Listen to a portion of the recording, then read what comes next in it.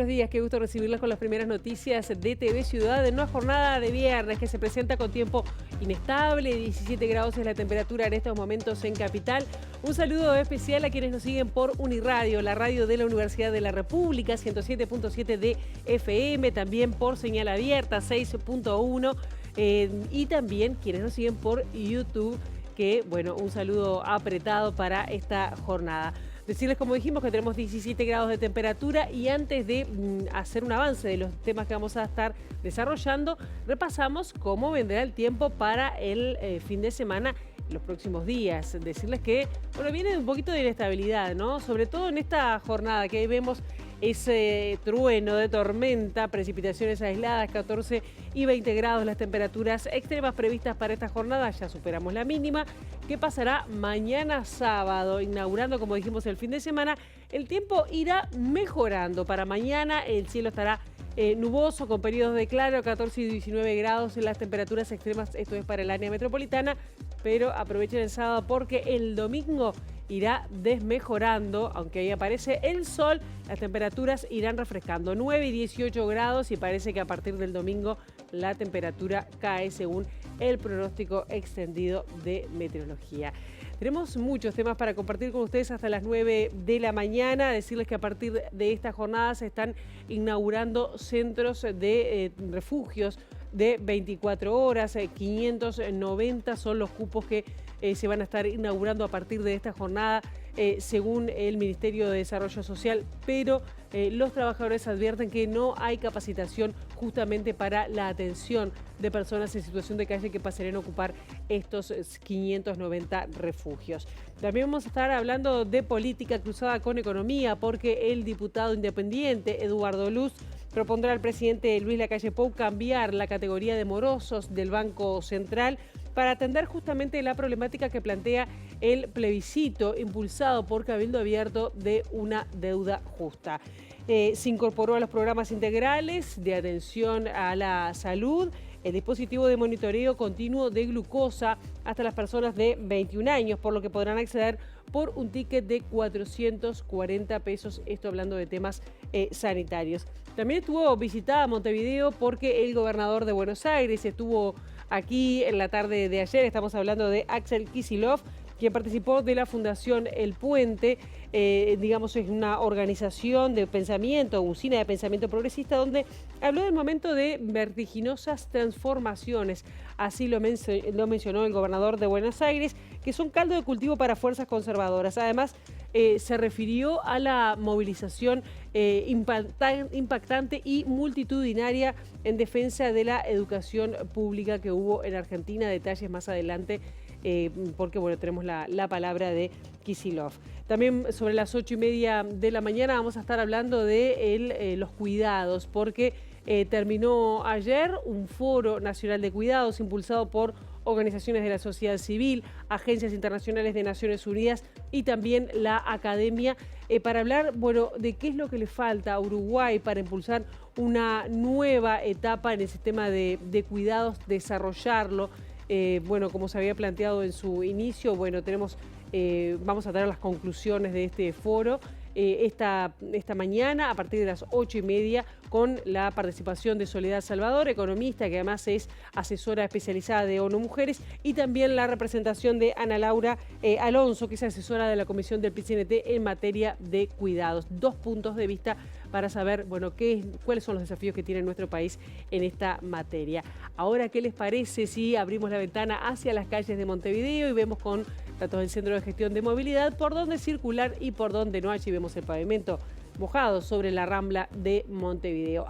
@IMTránsito, @MBDTransporte para seguir en tiempo real en las redes sociales cualquier cambio en el tránsito de la ciudad. Va a estar cortado hasta las 5 de la tarde, Buruguyá desde Goes hasta Cufré por trabajos de carga y descarga. Itapeví entre Joaquín Requena y Lorenzo Fernández. El corte se va a extender hasta el 2 de mayo por trabajos de saneamiento. También Polonia entre Japón y Estados Unidos hasta el 9 de mayo. Joaquín de Salterain, desde Ana Monterroso hasta Rivera, el corte será hasta las 7 de la tarde. Y Ciudadela entre Cerrito y Piedras, el corte será hasta las 7:30 de la tarde, también por la colocación de losetas allí en ese tramo de la ciudad. Y comenzamos con temas sanitarios porque el Ministerio de Salud y la ANEP acordaron impulsar un programa conjunto para implementar la vacunación contra el virus del papiloma humano en niños y niñas que asisten a las escuelas en todo el territorio nacional. Además, se adelantó que como parte de la prevención secundaria, el estudio del Papa Nicolau se va a sustituir por el testeo de HPV que permite una detección más temprana. La vacuna tiene una gran importancia porque previene el cáncer de cuello uterino. El cáncer de cuello uterino es un cáncer que es 100% prevenible y que se asocia con la infección de HPV en el cuello del útero, pero también en otras zonas, como por ejemplo en el pene, en hombres, en boca, en orofaringe. Entonces, el vacunarse previene este tipo de cánceres y por eso se empieza por la ANEP para focalizarse en los niños. Pero es muy importante saber que esta vacuna está disponible en todos los vacunatorios del país, o sea que ya está disponible, no es que va a empezar a vacunarse ahora con esta campaña. Esta campaña refuerza la vacunación en niños, pero está disponible ya en todo el país y aquellas personas entre 11 años, niños entre 11 años y jóvenes de 26, pueden ir, sean niñas o varones, sean hombres o mujeres, pueden ir a vacunarse en cualquier vacunatorio de la Comisión de Lucha Antituberculosa en todo el territorio nacional de forma gratuita. Rando informó que como parte de una campaña de prevención secundaria habrá modificaciones en el testeo obligatorio para mujeres. El diagnóstico de posibles lesiones como es el Papa Nicolau va a ser sustituido de alguna manera por lo que es el test de HPV, que permite una detección más temprana, porque en lugar de ver ya la lesión en el cáncer en el cuello de la mujer, lo que ve es la presencia de los distintos serotipos del virus del HPV, es decir, que permite hacer un diagnóstico más temprano de la posibilidad que tiene esa mujer de tener un cáncer de cuello. Y justamente la vacunación de HPV va a comenzar en los centros educativos a partir de la segunda quincena de mayo. Según explicaba la presidenta del CODICEN, Virginia Cáceres, se va a requerir el consentimiento informado de madres, padres o adultos referentes de los y las escolares. Desde la Dirección Sectorial de Salud del CODICEN está trabajando junto con los subsistemas y con el Ministerio de Salud Pública, justamente pensando en la logística. Va a haber tres instancias. Una primera que tiene que ver con brindarle información a los docentes sobre cuáles son los beneficios de la vacuna, todo esto que estuvimos viendo, de qué es lo que se ataca, el impacto que tiene en mejorar la calidad de vida, especialmente de las mujeres por el tema del cáncer de cuello de útero. Después va a haber una etapa de información, los docentes van a informar a las familias y esa información se va a ampliar a las familias.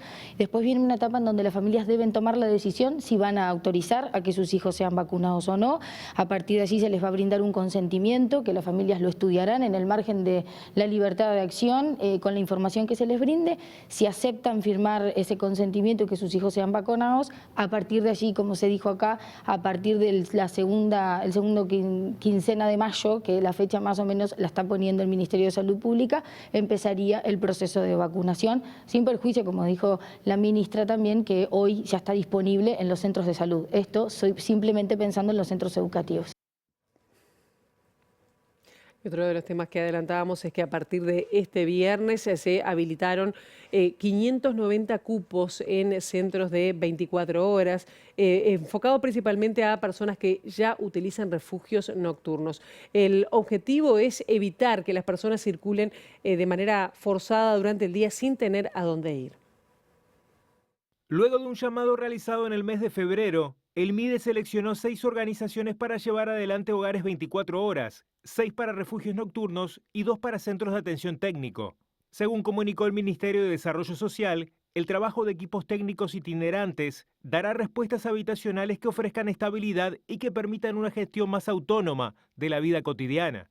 El objetivo es tratar de reducir el desplazamiento forzado de las personas en situación de calle durante el día y proporcionar respuestas específicas a las necesidades de los usuarios mediante la incorporación de dispositivos y equipos técnicos de atención en salud mental y uso problemático de drogas. Estos cambios implican la transformación de 360 cupos nocturnos a 360 plazas de hogares de 24 horas, esto es, 30 hogares de 12 personas cada uno. Además, se generará la ampliación de 150 cupos de la oferta de vales de inclusión sociohabitacional, es decir, subsidios para alternativas habitacionales privadas. El MIDES agregará 80 plazas de establecimientos de larga estadía para personas mayores. Desde SUTIGA, que es el sindicato que nuclea a quienes trabajan en los refugios nocturnos, hubo críticas a este programa que está implementando el Ministerio de Desarrollo Social por insuficiencia de cupos y también recorte de servicios brindados a la población. Además, denunciaron que las modificaciones implican una rebaja salarial y pérdida de puestos laborales. Y entraron muchas organizaciones que no tienen experiencia alguna, eso el Ministerio lo documentó incluso, y lo que justificando el tema de un tema presupuestal en las propuestas. ¿Qué quiere decir un tema presupuestal? Lo que vemos los trabajadores, que estamos yendo a buscar trabajo a estas organizaciones y se nos redujo el salario por la misma tarea o por más. Eso en primer lugar. ¿En cuánto se redujo? Y estamos hablando casi un 20 o un 30% del salario, que no tiene ningún sentido en un momento en que la problemática es, cualquiera lo sabe, está en boca de los políticos, de los vecinos, hay un problema grande con el sistema de refugios y bueno, y se sigue precarizando el trabajo nuestro, que somos los que damos la cara todos los días, y en esta reestructura van más allá de eso y sacan la atención directa de estos compañeros psicólogos y asistentes sociales de adentro de los refugios.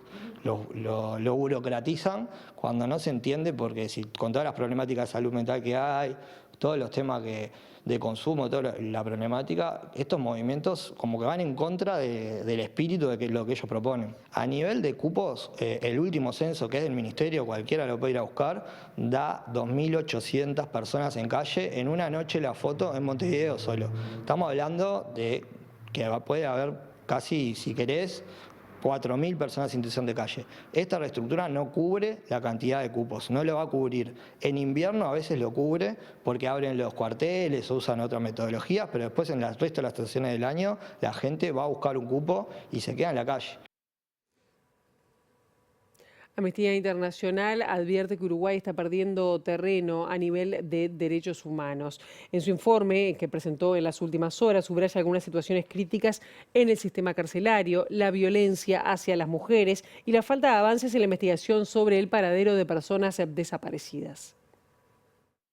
El informe plantea que durante 2023 el gobierno no adoptó medidas eficaces para abordar los delitos violentos. El estudio global sobre homicidios de 2023, elaborado por la Oficina de las Naciones Unidas contra la Droga y el Delito, ubica a Uruguay como el segundo país con mayor tasa de homicidios motivados por el crimen organizado. Asimismo, durante 2023 aumentó el número de mujeres víctimas de homicidios por el crimen organizado, cobrándose la vida de 18 mujeres. A su vez, en 2023 hubo 23 muertes de mujeres por femicidios. El informe también señala que persisten las deficientes condiciones carcelarias denunciadas en 2022 sin que se vislumbre avance. El Instituto Nacional de Rehabilitación indicó que cada 200 personas, una está privada de su libertad. Uruguay es el país con más personas privadas de libertad per cápita en América del Sur y el 10º en el mundo. También se señala que, según datos proporcionados por la Oficina del Comisionado Parlamentario Penitenciario, en 2023 hubo 53 personas que murieron en cárceles. Además, el informe establece que no se han producido avances sustantivos en las investigaciones sobre personas desaparecidas durante la dictadura militar, manteniendo una impunidad estructural en cuanto al derecho a la verdad, justicia y reparación de familiares de víctimas de desaparición forzada.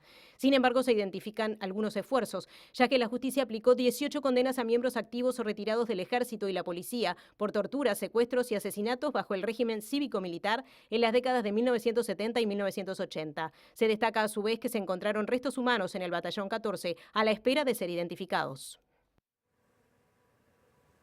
El informe de Amnistía Internacional alerta también sobre la cantidad de mujeres privadas de libertad como consecuencia de delitos asociados al microtráfico de estupefacientes. En el documento se señala que esta situación refuerza además el hacinamiento en cárceles e impacta en la vida de mujeres, pero también de sus hijas e hijos.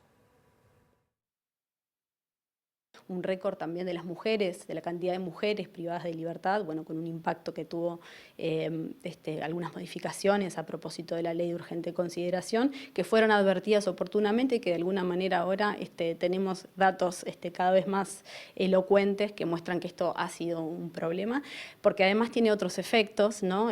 También tenemos récord en la cantidad de niños y niñas menores de 4 años que están privados de libertad junto con sus madres, son 64. a datos de diciembre de 2023. Y bueno, también este informe llega en un año muy particular, es un año de elecciones. Este informe tiene la vocación de ser un instrumento para el análisis, para el diagnóstico y por supuesto para la toma de decisiones. Y una mujer de 48 años, ingresó a la unidad número 5 y murió como consecuencia, en circunstancias que todavía no se han determinado. El caso lo está estudiando la fiscal Gabriela Peraza. Según informaron algunas mujeres privadas de libertad a MBD Noticias, la mujer sufrió convulsiones y hubo demora en su asistencia al tiempo que se denunciaron malas condiciones en la cárcel. La mujer recién había ingresado cuando se constató su fallecimiento.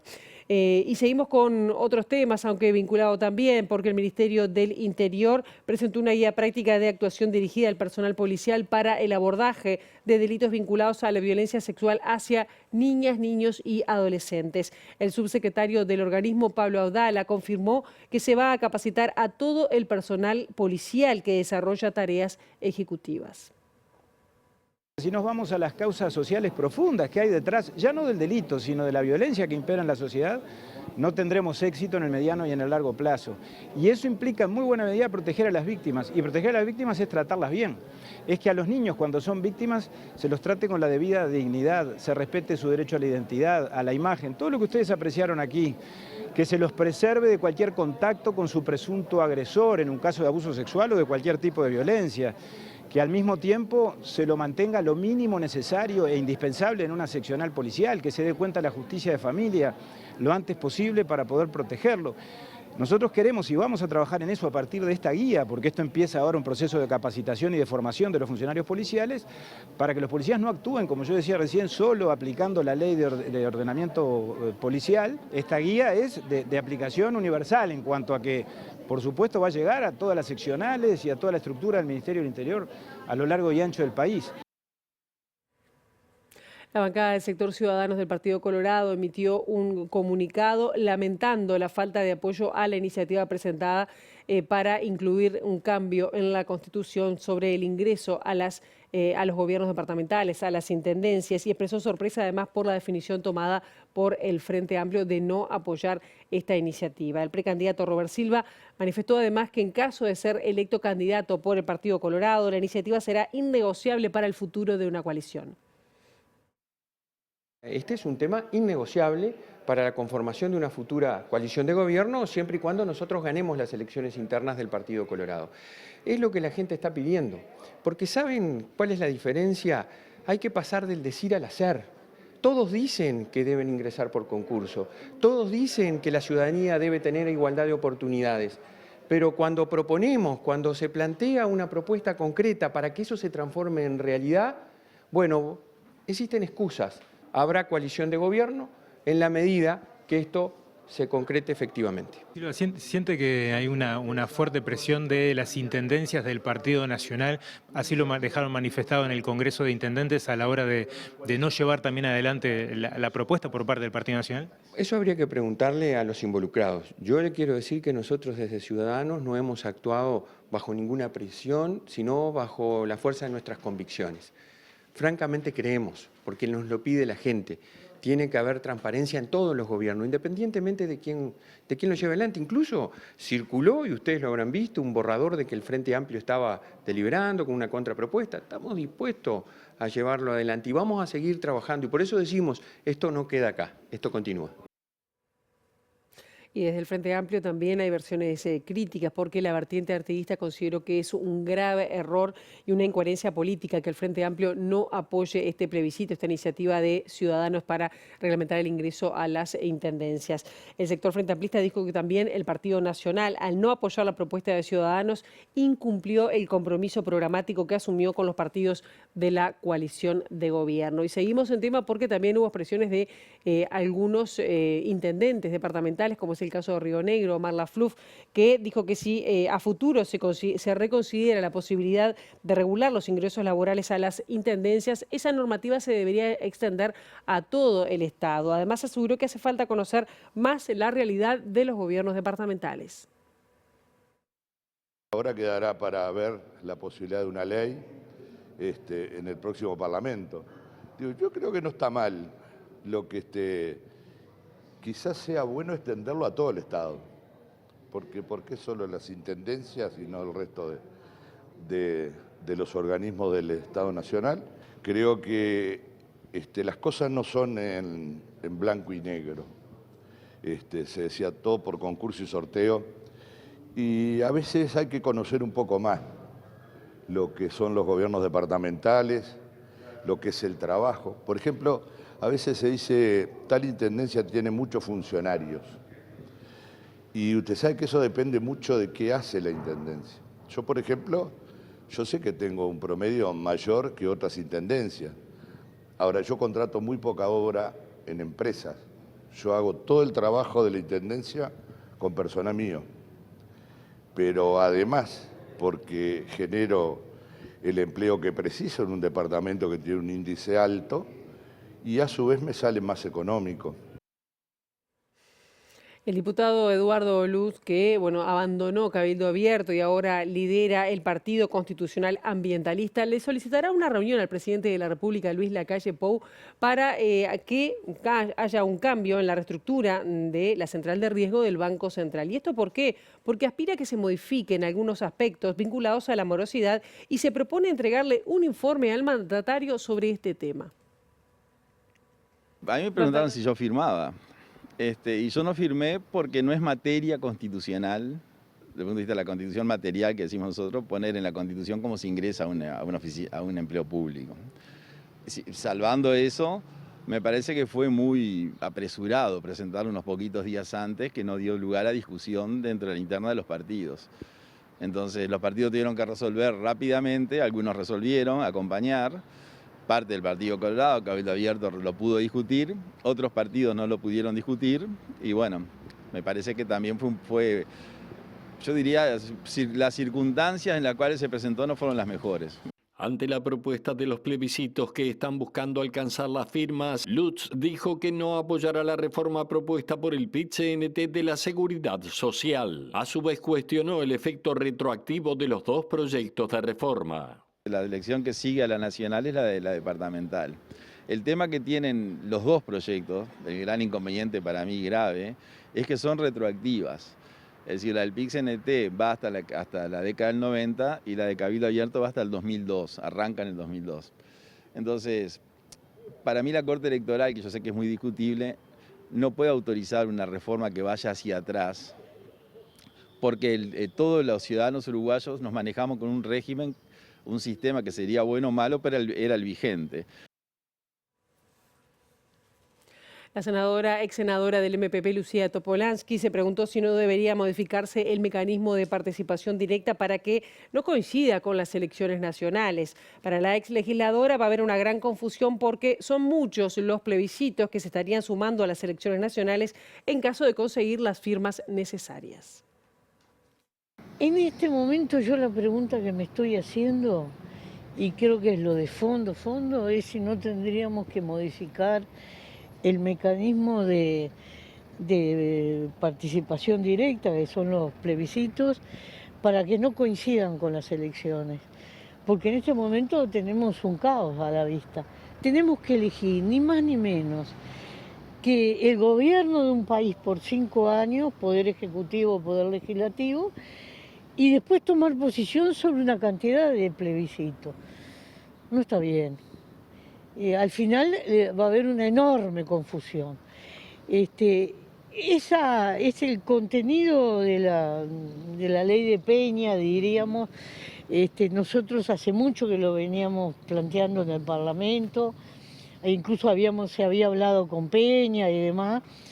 Y bueno, ahora la gente de Ciudadanos decidió transformarlo en plebiscito. ¿No? Yo no me hago ningún problema si se acompaña o no se acompaña, porque creo que la esencia no está ahí. Tenemos que dar una buena discusión sobre el tema de los ingresos a las intendencias. La tenemos que empezar desde el Congreso de Intendentes, que es el organismo idóneo. Bueno, no sé cómo estarán las calles de Montevideo hasta ahora porque se estaban sintiendo truenos en estos momentos en la capital y bueno, con informaciones de soluciones de conflictos o no. Este tema lo vamos a estar abordando con nuestra compañera Juliana Perdomo. Juliana, buenos días, ¿cómo estás? ¿Pasada por agua? ¿Cómo viene? ¿Cómo estás, Pilar? Buen viernes para todos. Acaba de comenzar a llover, por suerte nos pudimos resguardar para brindarles este móvil, porque como ustedes ya han informado, COPSA y los trabajadores pudieron firmar un acuerdo y se levantó el conflicto de forma temporal. Los servicios ya están funcionando y estamos con Miguel Marrero, integrante del Ejecutivo de la UNOT, para ampliar esta información. Gracias por recibirnos, Marrero. ¿En qué consta este acuerdo? ¿Cuál es la postura de la empresa? Bueno, buen día. El acuerdo se hace sobre la base de un préstamo puente que va a salir, que seguramente sea la semana que viene. Se apuraron un poco los tiempos, nosotros pensábamos que iba a demorar un poco más. Es un adelanto a cuenta de un fideicomiso que saldría recién para fin de año para todas las empresas del sistema suburbano. Y bueno, eso implicaría que la empresa tendría los fondos para poder pagarle a los trabajadores lo que les debe. Hoy se comienzan a pagar los sueldos de marzo, pero hay de adeudos desde el año 2021, se hablaba. Sí, es así. Hoy van a dar una parte de lo que les deben y la semana que viene estarían completando el salario y todo el resto de los saberes que, como bien decías, vienen desde el 2021, se pagarían con el préstamo del BROW la semana que viene. ¿Necesariamente a futuro podría trasladarse esta situación de las empresas a una suba del boleto? Y bueno, siempre está esa posibilidad. Nosotros entendemos que no es lo mejor, que lo mejor sería que la empresa lo pagara con fondos propios y no trasladarle eso a los vecinos. Pero bueno, lamentablemente muchas veces lo que pasa es que termina pagando la gente, en este caso los problemas de la empresa directamente, ¿no? Hoy actualmente este conflicto se desata por COPSA, pero ¿cuál es la situación a nivel general de las otras empresas del transporte? Bueno, en el sector suburbano hay un reclamo que lo vienen planteando, incluso a las empresas formaron una cámara empresarial, para eso tiene como objetivo fundamental ese reclamo del Ministerio de Transporte. Eso dice que la tarifa no les alcanza, es decir, que no les alcanza lo que reciben por kilómetro recorrido. Ese reclamo está siguiendo diferentes vías, hay un estudio que se le encargó al BID, que va a dar determinados resultados. Nosotros solamente hemos tenido adelantos de ese estudio. Eso intenta saber cómo se comportan las empresas, cómo está el mercado, hacer proyecciones. Y bueno, eso dará algún resultado. Se confirmará o no lo que las empresas están planteando de que el dinero no les alcanza. Nosotros en este caso estamos conformes porque determinados actores del Estado, particularmente del Ministerio de Trabajo y del Ministerio de Transporte, actuaron como entendemos que tienen que hacer en su rol de regulador y posibilitaron que se destrabara una situación que estaba muy difícil, ¿no? Marrero, teniendo en cuenta esta situación de las empresas, ¿a futuro tienen pensado plantearles con reuniones a los precandidatos propuestas o van a esperar luego de las internas? Con algunos hemos tenido alguna reunión quizá no lo larga, digamos, que pensamos que es necesario, pero sí, particularmente el Frente Amplio nos consultó acerca de algunas preocupaciones que teníamos nosotros, más de carácter programático, no solamente en cuanto a una emergencia como es este tipo, sino a largo plazo, cómo veíamos nosotros el transporte, qué tipo de transporte entendemos que es necesario. Nos preocupa muchísimo, por ejemplo, el área metropolitana, estos anuncios de la incorporación de un tren. Todo eso entendemos que está bien, que es adecuado y todo lo que favorezca a la población lo vemos con buenos ojos, pero tiene que ser absolutamente regulado por el Estado, no por empresas particulares. Muchísimas gracias. A las órdenes. Bueno, Pilar, tenían la palabra de Miguel Marrero, dirigente de la UNOT, a propósito de este acuerdo, así que nosotros vamos a seguir trabajando en el tema. Bien, muchísimas gracias, Juliana, por esta información. Y seguimos en tema porque el ministro de Transporte y Obras Públicas, José Luis Falero, contestó a las empresas de transporte que plantearon algunos reclamos que tienen que ver, que denuncie que un déficit en el sistema producto de la baja de boletos y además un exceso de controles por parte de la cartera, que tiene que ver con tarifas, horarios y recorridos. Falero informó que se trabajaba en la concreción justamente del adelanto de fondos a través de un préstamo puente que adelanta parte del fideicomiso, que se confirmó a última hora de la noche. Lo que sucedió en el día de ayer con algún paro de alguna de las empresas suburbanas estaba referido a un endeudamiento de esa empresa con sus funcionarios, y lo que estamos haciendo, hemos hecho en el día de ayer, son gestiones con el Banco República para que mientras prospere todo el trámite del fideicomiso poder lograr un préstamo anticipado que tengo entendido el Banco República lo estaría aprobando la semana próxima. O sea, no sé de dónde salió eso, pero si algo ha estado el Ministerio es atento a la preocupación y tratando de alguna vez por todas zanjar esas diferencias entre el sistema suburbano y lo que está recibiendo y lo que está necesitando. A través de un comunicado, las empresas del transporte suburbano de pasajeros denuncian que existe un desfasaje entre el aumento de los salarios y el aumento de la tarifa que ha desequilibrado el sistema. Tiene que ver con la reducción de la cantidad de boletos vendidos, que eso requiere de otra intervención que ya les he transmitido. Hay que revisar, no podemos andar con ómnibus vacíos por dos razones. Primero, porque hace inviable poder sostener, porque si no tenemos que seguir incorporando subsidios tras subsidio que lo pagamos todos.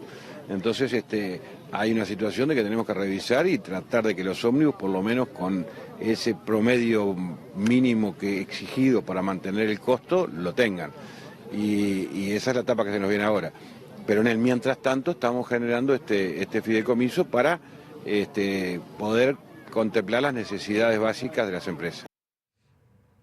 Y venimos con temas de campaña porque el precandidato por el Frente Amplio, Yamandu Orsi, se encontró de gira en el departamento de Florida y allí dijo que hay que erradicar y se debe trabajar en erradicar la pobreza infantil. Dijo además que vivimos en un país muy desigual. Porque estamos en un país que es más desigual. Hay casi un 70% de la población, según la última encuesta que no la hicimos nosotros, que reconoce que le cuesta llegar a fin de mes. No me alcanza. Y ahí tenés de todo. Asalariados, desocupados, jubilados. Es un país más desigual.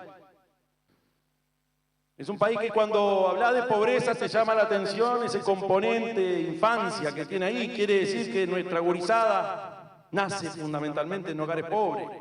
No es que tengamos más niños pobres que otros países, no. Que la composición de nuestra pobreza tiene cara de niño, adolescente y de mujer, porque sus madres son las que nos están pudiendo bancar. Es un país más desigual porque... Y seguimos en campaña porque está de gira por Colonia la precandidata por el Frente Amplio, Carolina Cose, y en su discurso lo que hizo fue contestarle al presidente de la República, Luis Lacalle Pou, respecto a declaraciones que hizo en la última cena de la Fundación Libertad. La candidata frente amplista le preguntó al público de Colonia cuál es la noción de libertad que está en discusión y reclamó que las personas tengan un acceso básico a los derechos. ¿Notaron que cuando se acercan las elecciones parece que todos los partidos somos progresistas? Hay que notar, ¿eh?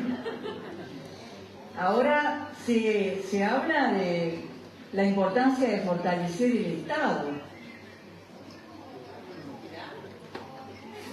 Y me parece muy bien. Celebro la coincidencia. Sobre todo porque se habla de la estrecha vinculación entre el rol del Estado y la libertad. ¿Bien? Yo estoy de acuerdo. Que el rol del Estado está estrechamente vinculado a la libertad. Entonces yo me pregunto, y les pregunto, ¿libertad es tener cerca un merendero? No es tener cerca un merendero. Libertad, les pregunto, ¿no es tener recursos para que cada cual, cada familia pueda comer en su casa. Hacemos una breve pausa. A la vuelta de la misma vamos a estar hablando sobre las conclusiones del Fondo Nacional, el Foro Nacional de Cuidados. No se vayan.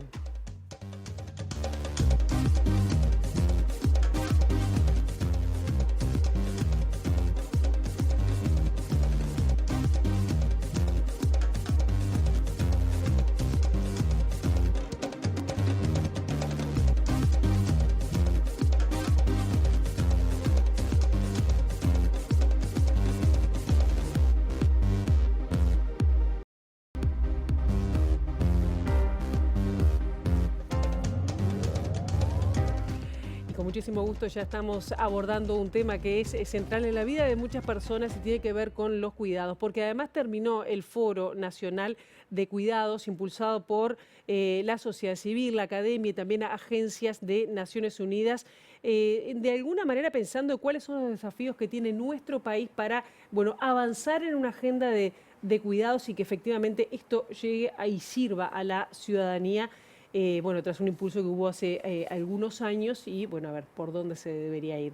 Estamos recibiendo entonces con mucho gusto a Soledad Salvador, quien es asesora especializada de ONU Mujeres, voy a decirlo bien, y Ana Laura Alonso, que integra también, es asesora, es abogada, asesora la Comisión de Cuidados del PIT-CNT.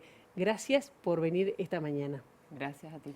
Gracias por invitarme. Un foro que realmente contó con mucha participación, bueno, como decíamos recién, de la academia, de la sociedad civil, pero también del sistema político. Si tuvieran que decir cuáles fueron las principales conclusiones de hacia dónde, en qué estamos, porque eso me parece que partir de ahí, y hacia dónde tenemos que ir, ¿por dónde dirían? A ver, Bueno, Soledad. Bueno, yo creo que, o sea, un poco lo que se buscaba en este foro es volver a poner el tema sobre la mesa y lograr participación, ¿no? Y eso fue un éxito del foro, o sea, porque tuvimos participación tanto online, ¿no?, virtual, como presencial, todo el tiempo, ¿no? También teníamos esta duda, ¿viste?, hasta dónde nos iban a acompañar, porque eran 2 días y medio, ¿no?, de trabajo. Después, como decías tú, de las temáticas, ¿no? ¿Qué temas se priorizaron o cuáles son los temas que creemos que tienen que seguir vigentes? Nosotros sobre todo pensamos este foro como un punto de inicio de una conversación que hay que darla también con el territorio, con el interior, sobre todo por las distintas realidades que tenemos. Y porque esto de los cuidados como algo que es una demanda desde las personas hacia el sistema, ¿no? Bueno, el gobierno, pero los servicios, que era un poco lo que se discutía también, y ayer estuve de vuelta sobre la mesa, que era esto, cuando se pensó el sistema de cuidados de su origen allá, cuando la ley 2015, pero sobre todo cuando empezaban a ir al interior, etcétera, decían, bueno, el plan de cuidados tiene que quedar abierto y se aterriza en cada territorio porque es un sistema, ¿no?, que tiene que ir de las personas a los servicios, no de los servicios a las personas, es un cambio de lógica de cómo se piensa en los servicios. Y eso es muy difícil también en las propias personas que están, ¿no?, atrás de estos servicios, porque bueno, como todos sabrán, cuando hablamos de cuidados hablamos de atención a personas en situación de dependencia, sea por discapacidad o por envejecimiento, o sea que ahí tenemos una variedad enorme, porque hay distintos tipos de discapacidades que pueden generar dependencia, y a su vez también los adultos mayores tienen distintas formas, ¿no?, de cómo llegan hasta distintos tipos de enfermedades, podríamos decir, que generan dependencia. Y después la infancia, que es nada menos que también toda aquella población que también tiene problemas de discapacidad o dependencia particular, y aparte, bueno, los cuidados que todos conocemos que requieren de 0 en adelante, ¿no? Nosotros, la franja etaria en un momento del sistema de cuidados era hasta los 12, ayer ya se empezó a hablar de la adolescencia, ¿no? Ayer, antes de ayer, estuvo sobre la mesa, sobre todo en este intercambio que hubo entre Florencia Kral y Julio Bango, pensando en la tercera etapa de construcción del sistema, bueno, qué hicieron ellos, ¿no?, y qué dejamos para el próximo. Y estaba este tema también de cómo la adolescencia requiere a veces este tipo también de apoyo o acompañamiento para, bueno, para poder encontrar, ¿no?, como su senda a seguir. Entonces creo que lo más importante y más desafiante que sale del foro es cómo nos imaginamos, ¿no?, recoger estas demandas del interior y que en la construcción futura esté mucho más presente las personas, por más que hay un comité consultivo, que participamos como sociedad civil, pero a veces y venía gente del interior. Yo cuando participé del comité consultivo me acuerdo que el que venía por ONASPU venía todos los días de Río Negro, o sea, hacía un viaje larguito para venir una vez al mes a traer la visión de ONASPU, pero después ¿cómo hacemos para que cada organización, como está en el Abra acá del PICNT, como está ONASPU, como está la Universidad de la República, que tiene también ubicaciones en el interior, traen más hacia Montevideo como claro, esas es otra realidad, es ¿no? otra realidad. Y yo te quería preguntar también, Ana Laura, porque esto estaba cruzado, yo pude seguir ayer lo que fue la jornada de cierre, pero que se planteó, por ejemplo, el tema del mercado laboral con respecto a esto, en dos partes. Por un lado, como fuerza de trabajo que puede dar trabajo a personas, y por otro lado, el cambio que esto implica para las mujeres que quieren ingresar a trabajar. Digo mujeres en primer lugar, obviamente que también hay hombres, pero porque además son las que llevan gran parte del peso de los cuidados, de mayores y de las infancias, ¿no? A ver, me podrás rebatir eso, pero me parece que es un cruce que es decir, dos partes. Para el movimiento sindical, este foro ha sido de gran importancia. Nosotros tuvimos una participación además buena de compañías del interior en esto de que veníamos hablando de la realidad del interior. Respecto a la consulta que me haces, a la pregunta, hubieron dos paneles en el foro, paneles paralelos, uno que fue de trabajo remunerado y otro de trabajo no remunerado, claro, ¿no? En los dos paneles hubo participación del PIT-CNT en el sentido de que para nosotros es muy importante para nosotras en general porque el trabajo de cuidados es 99% hecho por las mujeres, tanto el trabajo remunerado como, no sé si 99, 98, pero sí, tanto el trabajo remunerado como el trabajo no remunerado. Entonces, en lo que tiene que ver con el trabajo no remunerado de las mujeres, Sole fue la que moderó el panel. Para nosotras es importante cuantificar también cuánto es ese trabajo no remunerado, ¿no? Y hay estudios de la Facultad de Economía al respecto de que las mujeres somos las que tenemos la carga de ese trabajo no remunerado, ese trabajo invisible, ese trabajo que hacemos todas, que no implica solamente el cuidado de los niños, sino que también implica el cuidado de nuestros adultos mayores. De la casa. De la casa, de absolutamente todo, y ese gerenciamiento mental de estar trabajando y de estar pensando si la llevaron a la escuela, si no, si está enfermo, si no está enfermo, quién viene a cuidar, la abuela. Bueno, eso es trabajo no remunerado y está cuantificado. Y bueno, y nosotros estamos trabajando y pensando esa cuantificación del Estado, cómo la tiene que pagar a las mujeres de alguna manera, ¿no? Yo creo que con una política pública de cuidado fuerte, con una política pública de cuidado sostenida, con una política pública de cuidados que tenga un financiamiento de verdad, un financiamiento real.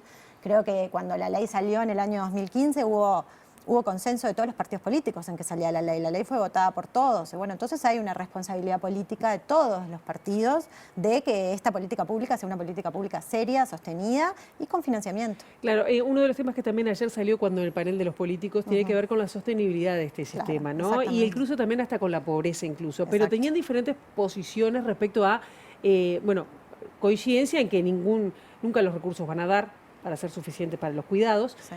Por lo menos eso es lo que yo percibí. Pero ¿cuáles serían las alternativas para realmente hacerlo sostenible y que esto avance? Porque da la impresión de que el sistema de cuidados, le pregunto a ustedes, ¿no? Parece que se ha detenido, o por lo menos no ha avanzado. Bueno, sí, nosotras creemos desde el movimiento sindical que el primer periodo fue el periodo de instalación del sistema como política pública, llevó años instalarlo, bueno, en fin, pero hubo una arremetida hacia ese lugar, o sea, hubo realmente una voluntad política de que esto pasara. En esta administración hay cierto estancamiento de algunos de los servicios, no hay un diálogo sostenido y un diálogo fluido con el comité consultivo, que para nosotras, que además participamos del comité por nuestras organizaciones, es un lugar en donde donde las organizaciones de sociedad civil monitorean la política pública, hacen propuestas, en fin, y si eso no está... ¿Pero de dónde sacar los recursos? Bueno, ¿Es posible? Es posible, claro que es posible. ¿De dónde? Y bueno, hay varias propuestas ahí, Sole. Sí, puedo comentar, ahí va. Las propuestas que tenemos sobre la mesa. Una que sí era consenso era que no era financiable por rentas generales. Y a su vez, porque también, y eso ya lo habíamos visto en el primer periodo, me acuerdo que si era solo rentas generales tienden a focalizar. Entonces eso tampoco sirve, porque en realidad este sistema no es un sistema para aquel que no puede, ¿no? Que no tiene más remedio, es un sistema para justamente generar igualdad en la sociedad, porque entendemos que la igualdad va a llevar a mayor desarrollo, ¿no? Mayor desarrollo productivo, económico, social. Lo que vos decías, cómo que no hacen sea las para mujeres pobres, hoy. digamos. Claro, que no está pensado para aquel que no tiene más remedio, vendríamos a decir, que cae en manos de... Un poco lo que pasó con el sistema de salud, ¿no? Esto que con el FONASA, bueno, ahora todos sentimos que todo el sistema puede ser más para todos, por más que, bueno, ya después haya quienes paguen por algo extra. Pero bueno, el sistema de cuidados tiene que ser así, y aparte porque ahí está la desigualdad inicial, podríamos decir, la desigualdad de género se estructuran en esa división sexual del trabajo, que si no tenés un sistema de cuidado fuerte no vas a lograr, ¿no?, que esas mujeres puedan insertarse, siendo que hoy están mejor formadas, ¿no?, y con mayor nivel educativo, pero después en el mercado laboral no las retribuye igual, ¿no? Entonces, ahí lo que se hablaba era, bueno, sí, obviamente que se requiere un componente de rentas generales, como siempre. La alternativa que se ha implantado, de que eso todos los servicios lo podrían implementar, que es el copago, pero el copago genera un costo a quien tiene la dependencia, y eso tampoco es justo. Esto hay que financiarlo de alguna forma, ¿no? Se hablaba de palabra fondo, puede ser, como es, por ejemplo, la reconversión laboral, ¿no? El fondo de reconversión laboral. O sea, un porcentaje muy mínimo, pero que todos contribuyamos, todos los trabajadores, trabajadoras, y también los empresarios y el capitalista, ¿no? Acá nadie puede quedar por fuera. De hecho, también debería haber dentro de la política de la ley de inversiones, etcétera. Ayer se hablaba, bueno, ¿por qué no generar, ¿no?, alguna vía de, sí, recaudatoria, claramente, pero que vaya los fondos?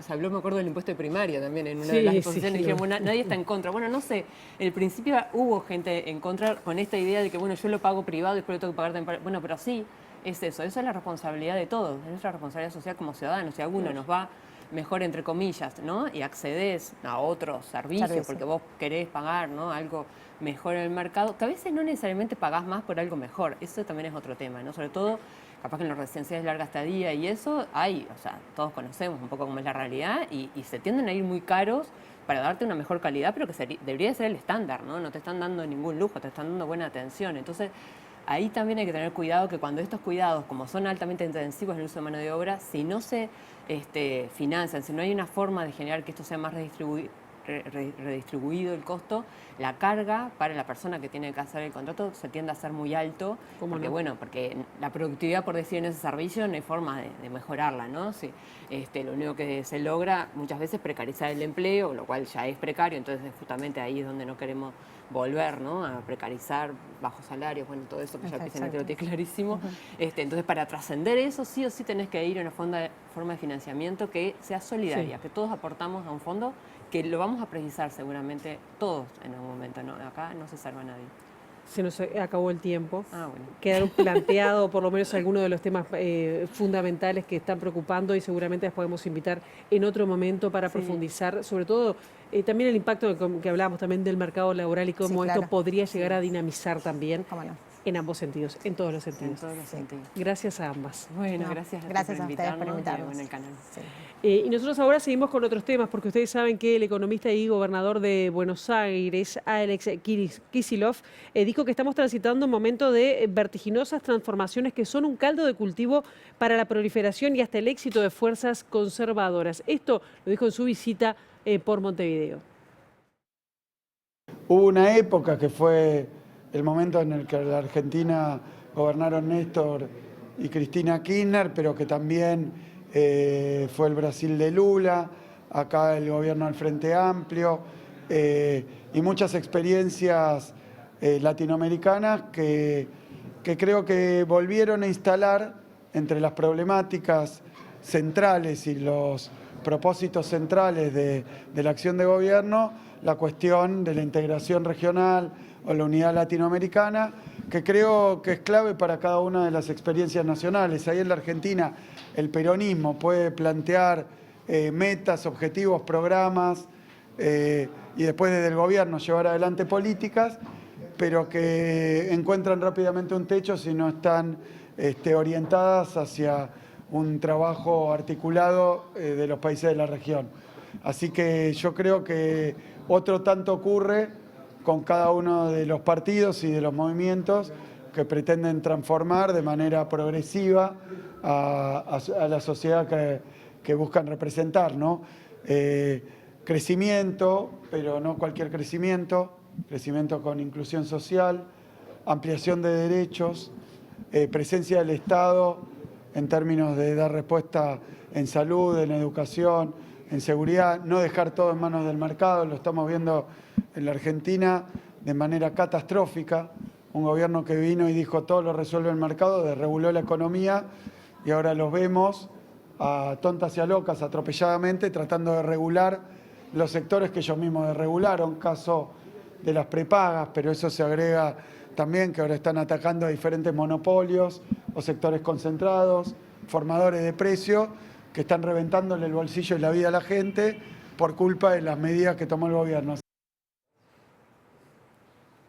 Que viernes completito y con lluvia, no sé si ustedes lo están sintiendo a esta hora. Quedan en compañía de Ciudad Viva, la actualización informativa será a las 13, a las 18:55 y nosotros nos estaremos reencontrando el domingo a las 19 y el lunes a las 8 en punto con las primeras noticias de TV Ciudad.